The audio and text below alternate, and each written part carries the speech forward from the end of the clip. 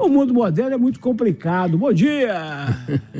São tantas opções, tantas possibilidades tecnológicas, né, Eduardo, que a gente acostuma e quando falta uma a gente fica meio como perdido, né? E aí que você sente a falta daquilo que você normalmente usa no automático, né? Então, para valorizar, é bom ficar sem, na medida que se diz que o melhor tempero que existe é a fome, né? Então, de vez em quando é bom ficar sem, né? Os caras estão se lixando pro pobre. E o Supremo diz o seguinte: nós, ainda que trabalhemos 5 anos aqui, temos aposentadoria eterna, de mais de 40. Agora, vocês que são pobres, cidadãos de terceira categoria, que pagaram a vida inteira, vão se contentar com 2 salários ou 1 salário só, mínimo, e fim de papo. Se vire, né, Eduardo? Questão de que 2 facas, né? Toda faca tem os 2 legumes, né? Que toda moeda tem os 2 lados. Essa injustiça, né, Eduardo, de tratar de uma forma desigual e sempre privilegiando quem está com a caneta na mão, né? Então, voltando ao que a gente tem lembrado muito aos ouvintes internautas que acompanham Itatiaia, a questão do egoísmo, a questão de pensar só em si e nos seus interesses, é que prejudica demais a postura do homem público, das pessoas que são as ditas autoridades, né, Eduardo? Porque quando assumem o poder, pensam e agem como que se tem que aproveitar aquele momento que eles estão mandando para poder, então, a partir daí, se beneficiar para o resto da vida. Isso é uma distorção, e você falou em FHC, que até eu, na época, achava que era THC, né? Que em vez de Fernando Henrique Cardoso seria o tetra aí do canabinol. Porque ele foi uma das pessoas que eu considero, assim, um homem público que mais prejudicou o país e pegou a fama de perfeito, né? Quando ele morrer, vai ser que nem quando Ayrton Senna morreu, vai ter que as homenagens, Zagallo e não sei o quê. Quer dizer, o sujeito entrega a Vale, ex-Vale do Rio Doce, né, para a iniciativa privada, com dinheiro do BNDES, destrói a rede ferroviária federal e cria uma das maiores, vamos chamar assim, absurdos ou excrescências, né, que é a reeleição para cargos do Executivo, reeleição para prefeito, para governador, para presidente, sem o sujeito precisar de sair do lugar, sair da cadeira. Então, assim, considero que ele deixou uma série de heranças malditas. O que ele fez de bom foi por causa do Itamar Franco, que foi o R, como é que chamava, que fez a transição daquela grande inflação? O RV, né? O RV, acho que era isso mesmo, né? Foi uma moeda de transição e que ele nem economista não era, né? Quer dizer, foi a equipe, né? Pegou a fama e depois deitou na cama. Isso daí tem a ver com ele e que, além de tudo, termina, Eduardo, trouxe a Lei Candir, que desonerou, tirou o ICMS da venda das commodities, e Minas vive de commodities, vive do café, vive da exportação da mineração, e tomou de nós, em termos de perda de arrecadação, uma conta que se faz de 125 bilhões de reais, que é o que dizem Minas deve para o governo federal, quando, na verdade, esse dinheiro já devia ter sido reposto para o estado de Minas. Luiz Andrade, você que é sinônimo de elegância, de bom gosto. De bom gosto. Ele está dentro. E de serenidade na vestimenta. Porque eu e Elias, nós não temos lugar de fala nessa história, nós somos avacalhados demais. Mas você acha que é necessário ou que é mais necessário ter decência no fazer e não no vestir lá dentro daquela casa? Então, Eduardo, eu espero que minha linha de raciocínio não seja muito criticada, mas eu penso que o conteúdo e a embalagem são 2 coisas que se complementam, né? Lógico que, se for falar assim, o que é mais importante é o conteúdo, mas a embalagem tem um papel importante.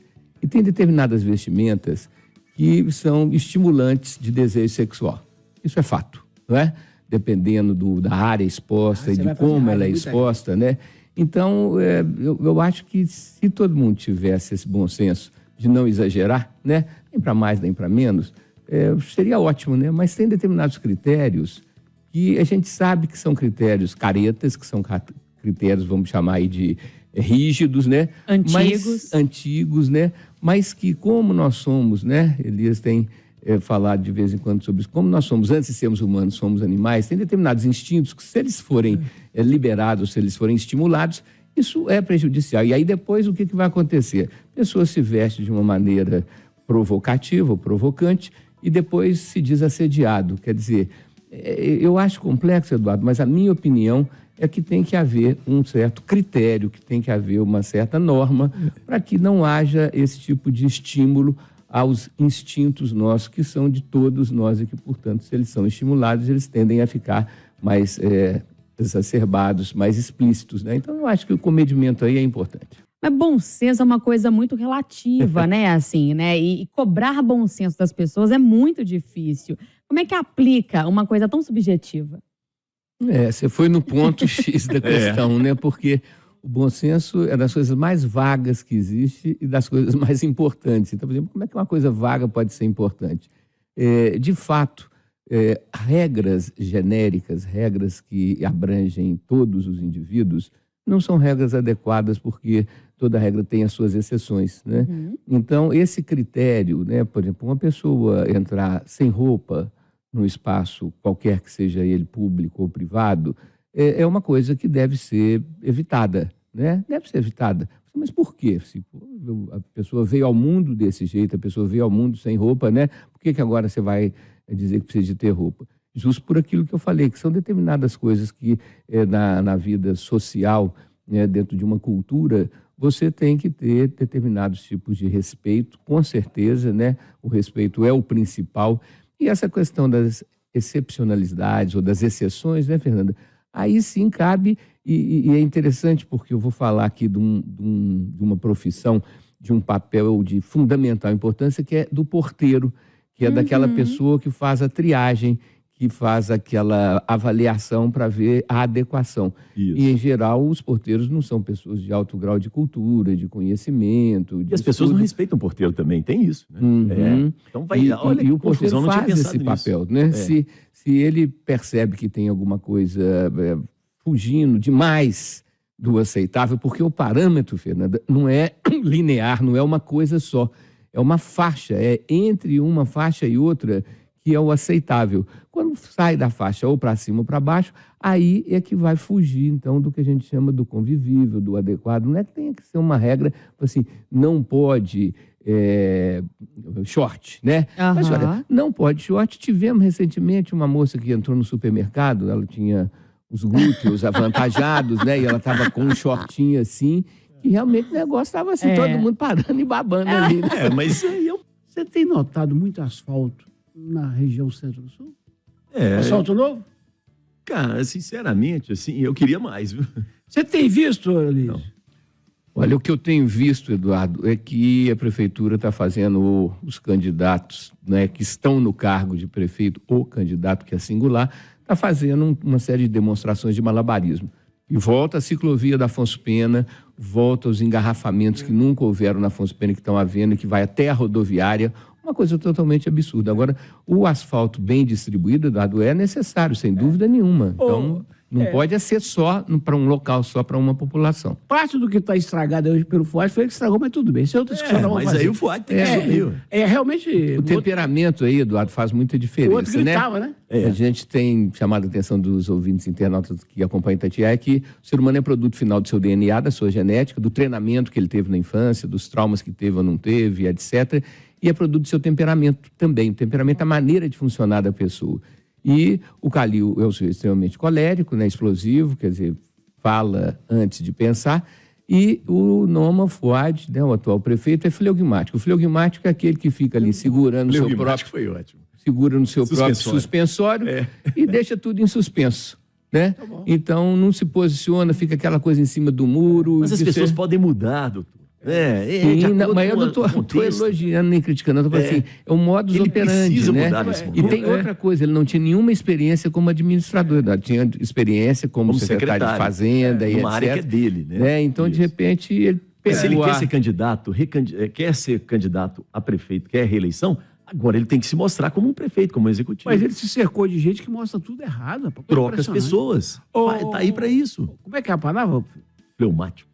O temperamento flegmático é o temperamento da flexibilidade, do jogo de cintura, né? É fleumático ou fleugmático? Tem um Gzinho aí. Fleugmático. Vocês não estão colocando os motivos aqui que vocês estão discordando, Eduardo. Tem que colocar o motivo pra gente poder discutir. Fala qual é a besteira, que eu vou pedir desculpa, gente.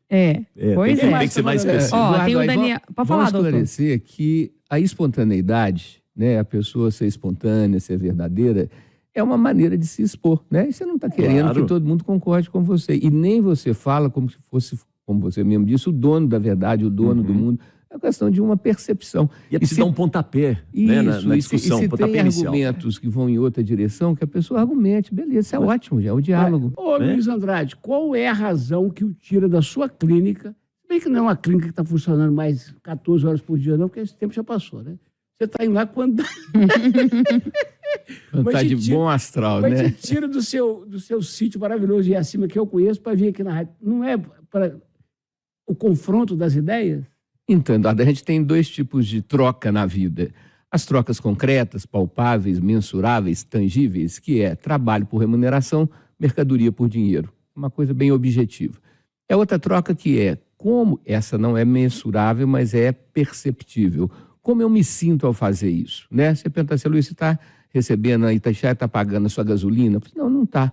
Ela está te dando cachê? Eu falei, não está. E o que é que você ganha com isso? A alegria de poder compartilhar minhas percepções Sim. com um número enorme de pessoas que eu não vou conhecer nunca, que nunca vão consultar comigo, mas que eu tenho a alegria de fazer o quê? De trazer percepções que ao longo da vida eu fui colhendo e fui tentando melhorar, tentando aperfeiçoar, não para falar de verdades absolutas, mas falar dessa questão que Fernanda até disse, de um bom senso, de uma maneira de você se colocar no lugar do outro e não pensar só em si e nos seus interesses. Então, esse ganho sutil, Eduardo, é um ganho que não é de dinheiro, mas é um ganho de alegria. E eu hoje vivo mais de alegria do que de dinheiro. Preciso de dinheiro, sim, mas mais alegria do que de dinheiro. É só querer, gente. A importância do jornalismo, né? A Vantagem, denúncia. virtude, né, para todos os lados, né, Eduardo? Isso. Todo E mundo negocia se essa questão beneficia, né, né?